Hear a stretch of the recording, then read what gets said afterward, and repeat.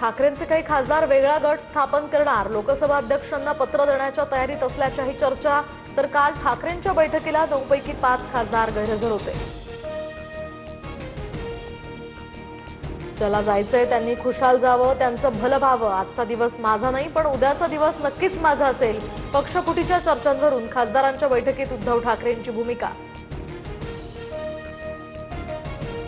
संजय राऊतांचा अचानक दिल्ली दौरा, ठाकरेंच्या खासदारांच्या हालचाली वाढल्यामुळे राऊत तातडीनं दिल्लीला रवाना।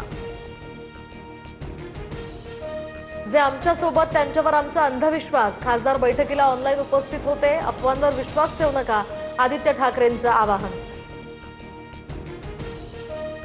खासदारांच्या बैठकीनंतर आता उद्धव ठाकरेंनी आमदारांची बैठक बोलावली। 22 जूनला शिवालयमध्ये ठाकरे आमदारांना मार्गदर्शन करणार।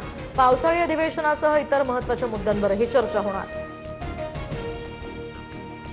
ठाकरेंचे 7 खासदार आमच्या संपर्कात, पावसाळी अधिवेशनापूर्वी ऑपरेशन टायगर पूर्ण होईल। शिंदेच्या शिवसेनेच्या कृपाल तुमाने यांचा हा दावा। जयपूरमध्ये कॉक्रोच जनता पार्टीच्या संस्थापकावर हल्ला, तर आंदोलनाच्या वेळी अभिजित दिपकेंना मारहाण। गर्दीमध्ये एकानं कानशिलात लगावल्याचाही प्रकार, आंदोलनस्थळी समर्थकांचा मोठा राडा। उपमुख्यमंत्री शिंदेंना नवी मुंबईमधील शासकीय कार्यक्रमातनं डावलल्यामुळे चर्चांना उधाण। मंत्रिमंडळ बैठकीमध्ये प्रश्न उपस्थित करू, नरेश मस्केंसह संजय शिरसाठांची नाराजी। तर प्रत्येक गोष्टीमध्ये माझं नाव ओढू नका, गणेश नाईकांचं उत्तर।